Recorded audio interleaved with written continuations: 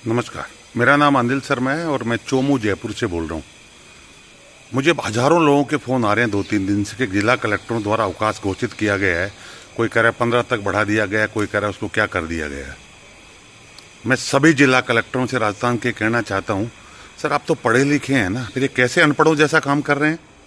आपको पता नहीं है कि हर साल सर्दियाँ जनवरी के महीने में गुजरती है, तो इस बेवकूफ़ शिक्षा विभाग से कभी आप सलाह नहीं देते कि दिसंबर में छुट्टियाँ क्यों करते हैं? छुट्टियों का नाम है शीतकालीन अवकाश, अर्थात जब शीतकाल हो तब अवकाश हो। ये कहाँ लिख रहा है कि 25 दिसंबर को शीतकाल होगा और 25 दिसंबर से 5 जनवरी तक छुट्टियां चलेगी? इनको अपने ऐश आराम के लिए छुट्टियां चाहिए, नया साल मनाने के लिए। बच्चों के साथ कितना अन्याय हो रहा है पता है आपको? पहले 2 साल कोरोना ने बर्बाद कर दिए और उसके बाद जैसे तैसे पटरी पर लाने की हम कोशिश कर रहे हैं और आप इसको छुट्टियां कर देते हैं।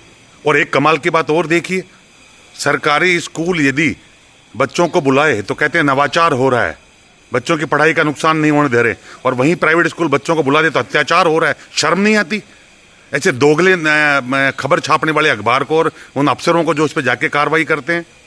मैं कल पढ़ रहा था, बहर रोड का एसडीएम बच्चे से पूछता सर्दी लगी क्या? एसडीएम साहब मैं आपसे पूछता हूँ, आपको सर्दी लगी क्या? सर्दी तो आपको भी लगती है, तो बंद कर दोगे क्या? धर्मशाला मचा रखी है। मैं राज्य के सभी प्राइवेट स्कूलों से कहना चाहता हूँ, अगर आपके यहाँ मौका ठीक है, मौसम ठीक है और पेरेंट्स अनुमति देते हैं तो आप स्कूल खोलिए, इनसे कोई डरने की जरूरत नहीं है। ये कोई मान्यता वापस नहीं ले सकते, क्योंकि मान्यता अधिनियम 2089 नियम 93 के तहत लागू होता है और उसमें स्पष्ट लिख रखा है कि मान्यता लेते वक्त यदि आपने गलत तथ्य दिए तो ही मान्यता समाप्त की जा सकती है, वरना इनको कोई राइट नहीं है मान्यता वापस लेने का। और रही बात जहाँ तक कलेक्टर को, मैं बता दूँ कलेक्टर साहब हम आपको बढ़ाते हैं, इसलिए आप कानून पढ़ लेना। प्राइवेट स्कूलों पे आपके दादागिरी के मजिस्ट्रेट वाले आदेश लागू नहीं होते।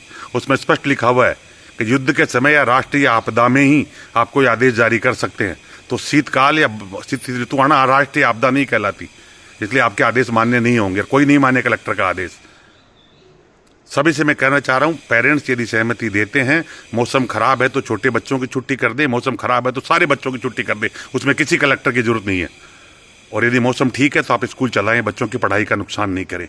मैं अभिभावकों से कहना चाह रहा हूँ, आपको तो पता है ना सरकारों का क्या सिस्टम है। अगर इनको ही अकल होती तो शिक्षा व्यवस्था खराब होती क्या? मैं तो सरकारी स्कूल से पढ़ा हुआ हूँ, तब स्कूल बहुत अच्छे होते थे, पर इन्होंने शिक्षा का सारा प्रबंधन बिगाड़ करके क्या हालत कर दी कि आज सरकारी स्कूल की तरफ कोई जाना नहीं चाहता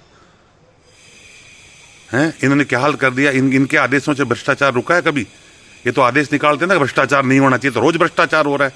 ये तो आदेश निकालते हैं ना पेपर लीक नहीं होने चाहिए, पर तो रोज पेपर लीक हो रहे हैं। इसलिए इनके आदेशों पर कोई यकीन नहीं करे। इनकी पढ़ाई का क्या इस तरह, ये भी आप समझ लें।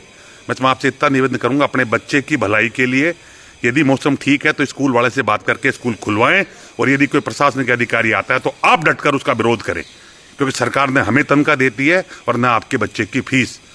आपके बच्चे की फीस हमें देते हैं और हमारा नैतिक दायित्व है कि आपके बच्चे को पढ़ाएं, और शिक्षा की वृद्धि के लिए हम इनसे लड़ने को तैयार हैं। जय हिंद, जय भारत।